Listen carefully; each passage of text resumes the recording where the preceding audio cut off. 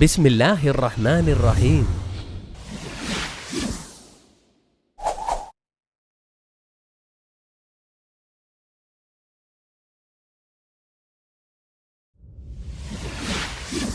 കഴിഞ്ഞ കഥയിൽ സുലൈമാൻ നബി അലൈഹിസ്സലാം കുട്ടിയായിരിക്കുമ്പോൾ തന്നെ വളരെ ബുദ്ധിമാനായിരുന്നു എന്ന് നമ്മൾ കണ്ടു.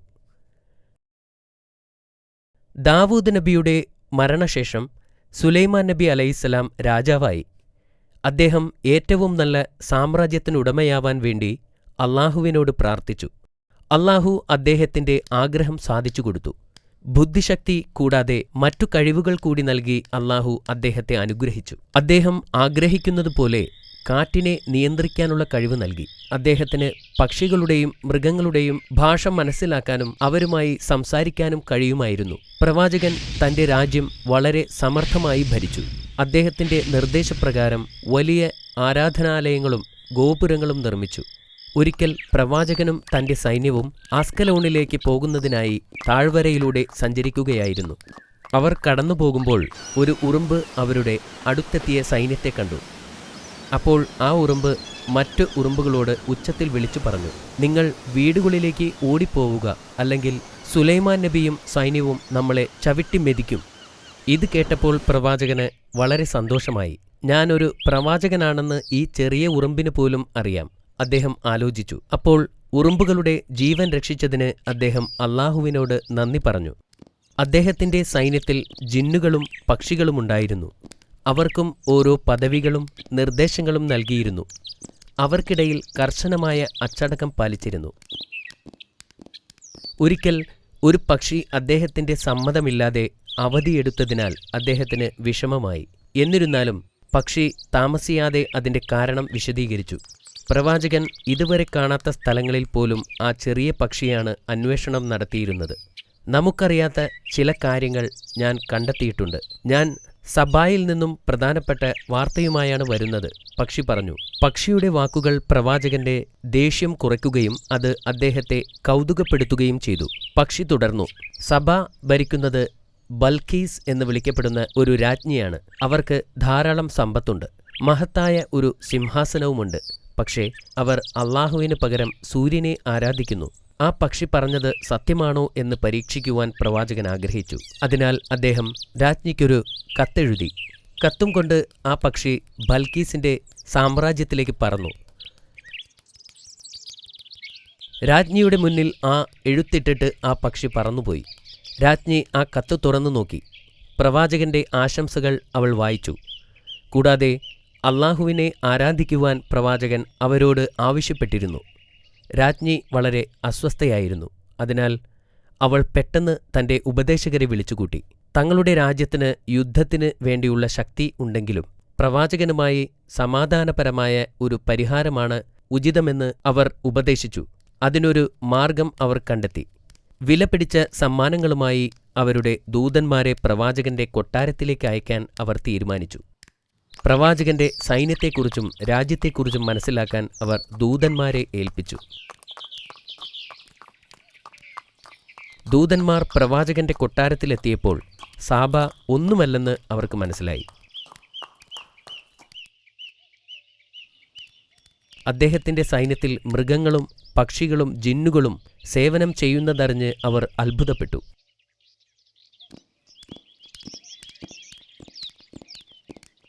അവർ കൊട്ടാരത്തിൽ പ്രവേശിച്ചപ്പോൾ പ്രവാചകന്റെ സമ്പത്ത് സാബായോട് താരതമ്യപ്പെടുത്താൻ കഴിയില്ലെന്ന് അവർക്ക് മനസ്സിലായി. കൊട്ടാരത്തിന്റെ തറകൾ പോലും ചന്ദനവും സ്വർണവും കൊണ്ട് നിർമ്മിച്ചതാണ്. ദൂതന്മാർ പ്രവാചകനെക്കുറിച്ചുള്ള വിവരങ്ങൾ ശേഖരിക്കുന്നതിനായി ഇവിടെ എത്തിച്ചേർന്നതാണെന്ന് സുലൈമാൻ നബിക്ക് മനസ്സിലായി. അവർ സമ്മാനങ്ങൾ കൊടുത്തപ്പോൾ പ്രവാചകന്റെ പ്രതികരണം കണ്ട് അവർ ഞെട്ടി.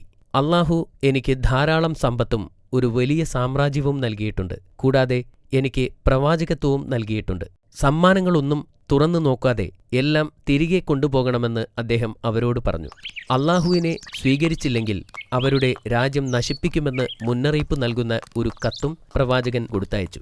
സമ്മാനങ്ങളുമായി ദൂതന്മാർ തിരിച്ചെത്തി. അവർ ആ കത്ത് രാജ്ഞിക്ക് നൽകി. കൂടാതെ അവർ കണ്ട അത്ഭുതങ്ങളെക്കുറിച്ച് അവർ രാജ്ഞിയോട് പറഞ്ഞു. ദേഷ്യപ്പെടുന്നതിനു പകരം പ്രവാചകനെ സന്ദർശിക്കാൻ രാജ്ഞി തീരുമാനിച്ചു. ദൂതന്മാരിൽ ഒരാളോട് താൻ പ്രവാചകനെ കാണാൻ വരുന്നുണ്ടെന്ന കാര്യം അദ്ദേഹത്തെ അറിയിക്കാൻ ആവശ്യപ്പെട്ടു. രാജഭൃത്യന്മാരും സേവകരുമായി അവർ സാബായിൽ നിന്നും പുറപ്പെട്ടു. സാബായുടെ രാജ്ഞി വരുന്നുണ്ടെന്നറിഞ്ഞപ്പോൾ സുലൈമാൻ നബി അവരെ പരീക്ഷിക്കാൻ തീരുമാനിച്ചു. രാജ്ഞി എത്തുന്നതിനു മുമ്പായി അവരുടെ സിംഹാസനം കൊണ്ടുവരാൻ അദ്ദേഹം തന്റെ മുൻപിലുള്ള ജിന്നുകളോട് ആവശ്യപ്പെട്ടു. കണ്ണടച്ച് തുറക്കുന്നതിനു മുമ്പായി അതിലൊരു ജിന്ന് സിംഹാസനം അദ്ദേഹത്തിന്റെ മുൻപിലെത്തിച്ചു. അതിനുശേഷം അദ്ദേഹം സിംഹാസനത്തിൽ മാറ്റങ്ങൾ വരുത്തി. മാറ്റം വരുത്തിയ സാഹചര്യത്തിൽ അത് രാജ്ഞി അംഗീകരിക്കുമോ എന്ന് പരിശോധിക്കാനായിരുന്നു അത്. ബൽക്കീസ് കൊട്ടാരത്തിലെത്തിയപ്പോൾ ആഘോഷവും ചടങ്ങുകളുമായി അവരെ സ്വാഗതം ചെയ്തു. അപ്പോൾ പ്രവാചകൻ സിംഹാസനത്തിലേക്ക് ചൂണ്ടിക്കൊണ്ട് പറഞ്ഞു, അത് നിങ്ങളുടേതാണ്. ബൽക്കീസ് ആശയക്കുഴപ്പത്തിലായി വീണ്ടും സിംഹാസനത്തെ നോക്കി. വളരെയധികം ആശയക്കുഴപ്പങ്ങൾക്ക് ശേഷം അവർ പറഞ്ഞു, ഇത് എന്റെ സിംഹാസനത്തെപ്പോലെയുണ്ട്. അവൾ ബുദ്ധിമതിയും സമർത്ഥയുമാണെന്ന് അദ്ദേഹത്തിന് മനസ്സിലായി. പിന്നീട് അവളെ കൊട്ടാരത്തിനകത്തേക്ക് സ്വാഗതം ചെയ്തു. അതിനകത്ത് തറകളിൽ മനോഹരമായ ഗ്ലാസുകൾ പതിച്ചിരുന്നു. രാജ്ഞി ഗ്ലാസിലേക്ക് ചവിട്ടുമ്പോൾ അത് വെള്ളമാണെന്നു കരുതി നനയാതിരിക്കാൻ അവർ തന്റെ വസ്ത്രം ചെറുതായിട്ട് പൊക്കി. ഇത് യഥാർത്ഥത്തിൽ ഗ്ലാസ് ആണെന്നും വെള്ളമല്ലെന്നും പ്രവാചകൻ അവരോട് പറഞ്ഞു. ബൽക്കീസ് അത്ഭുതപ്പെട്ടു. അത്തരം കാര്യങ്ങൾ അവർ മുമ്പ് കണ്ടിട്ടില്ല. അദ്ദേഹം ഒരു നല്ല ഭരണാധികാരി മാത്രമല്ല, ദൈവദൂതനും കൂടിയാണെന്ന് അവൾ തിരിച്ചറിഞ്ഞു. രാജ്ഞി സാബയിലേക്ക് തിരിച്ചു പോകുമ്പോൾ തങ്ങൾ ആരാധിക്കുന്ന സൂര്യൻ ഒന്നുമല്ലെന്നും അത് അള്ളാഹുവിന്റെ ഒരു സൃഷ്ടി മാത്രമാണെന്നും തിരിച്ചറിഞ്ഞു. അവൾക്ക് കുറ്റബോധം തോന്നുകയും സൂര്യനെ ആരാധിക്കുന്നത് നിർത്തുകയും അതുപോലെ ചെയ്യാൻ തന്റെ ജനങ്ങളോട് ആവശ്യപ്പെടുകയും ചെയ്തു. സുലൈമാൻ നബി വലിയ മഹത്വത്തോടെ ജീവിച്ചു. എല്ലാ ജീവികളും അദ്ദേഹത്തെ അനുസരിക്കുകയും ചെയ്തു. അദ്ദേഹത്തിന്റെ മരണവും അദ്ദേഹത്തിന്റെ ജീവിതം പോലെ മഹത്തരമായിരുന്നു. ഒരു ദിവസം പ്രവാചകൻ ജിന്നുകളുടെ ജോലികൾക്ക് മേൽനോട്ടം വഹിച്ചുകൊണ്ടിരിക്കുകയായിരുന്നു. ആ ഇരിക്കുന്ന അതേ ഇരിപ്പിൽ അദ്ദേഹം വഫാത്തായി. അദ്ദേഹം വഫാത്തായ കാര്യം കുറേക്കാലം ആർക്കും മനസ്സിലായില്ല. അദ്ദേഹം ഇരിക്കുകയാണെന്ന് എല്ലാവരും കരുതി. ജിന്നുകൾ അവരുടെ ജോലി ദിവസങ്ങളോളം തുടർന്നുകൊണ്ടേയിരുന്നു. അവർ കരുതിയത് പ്രവാചകൻ അവരെ നിരീക്ഷിച്ചുകൊണ്ടിരിക്കുകയാണെന്നാണ്. കുറച്ച് ദിവസങ്ങൾ കഴിഞ്ഞപ്പോൾ വിശന്നുവന്ന ഉറുമ്പ് പ്രവാചകന്റെ വടിയിൽ കടിക്കാൻ തുടങ്ങി. വടി പ്രവാചകന്റെ കയ്യിൽ നിന്ന് വീഴുന്നതുവരെ അത് തുടർന്നു. ജീവിച്ചിരിക്കുന്ന ഒരു വ്യക്തിയെപ്പോലെ ഇരിക്കുന്നതിനാൽ അദ്ദേഹത്തിന്റെ മരണം ആരും അറിഞ്ഞില്ല. മാഷാ അല്ലാ, അത് വളരെ നല്ല കഥയായിരുന്നു. നിനക്കിഷ്ടപ്പെട്ടതിൽ എനിക്ക് അതിയായ സന്തോഷമുണ്ട്. ഞാൻ നിന്നോട് കുറച്ച് ചോദ്യങ്ങൾ ചോദിക്കട്ടെ? ഞാൻ റെഡിയാണ് ബാബാ. സുലൈമാൻ നബിക്ക് പ്രത്യേകമായി നൽകിയ കഴിവുകൾ എന്തൊക്കെയാണെന്ന് നിനക്കറിയാമോ? മൃഗങ്ങളുടെ ഭാഷ മനസ്സിലാക്കുവാനും പിന്നെ കാറ്റിനെ നിയന്ത്രിക്കാനും. ശരിയാണ്, വളരെ ശരിയാണ്. ഇനി അടുത്ത ചോദ്യം. സുലൈമാൻ നബി അലൈഹിസ്സലാം സൈന്യവുമായി സഞ്ചരിച്ചപ്പോൾ നബി അവരെ മനഃപൂർവ്വം കൊല്ലുമെന്ന് ഉറുമ്പുകൾ വിചാരിച്ചോ? ഇല്ല, ഒരു പ്രവാചകനാണ് വരുന്നതെന്ന് ഉറുമ്പിന് അറിയാമായിരുന്നു. അതുകൊണ്ടാണ് പ്രവാചകൻ ഉറുമ്പുകളെ അറിയാതെ ചവിട്ടുമെന്ന് വിചാരിച്ചത്. നിന്റെ ഉത്തരം ശരിയാണ്. എന്തുകൊണ്ടാണ് ആ പക്ഷിയെ കാണാതായതെന്ന് നിനക്കറിയാമോ? ആ പക്ഷി പ്രവാചകന്റെ രഹസ്യാന്വേഷണ വിഭാഗത്തിലായിരുന്നു. അത് സബ എന്ന രാജ്യം കണ്ടെത്താൻ പോയിരിക്കുകയായിരുന്നു. അത് വീണ്ടും ശരിയാണ്.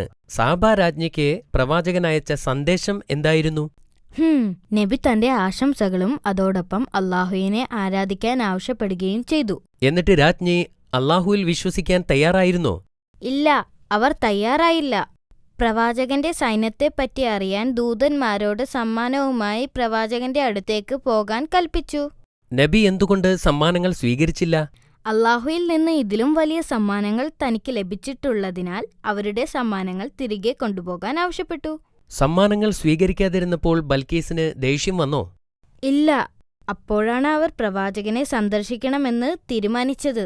നബിയെ കണ്ടുമുട്ടിയപ്പോൾ അവർ എന്താണ് തിരിച്ചറിഞ്ഞത്?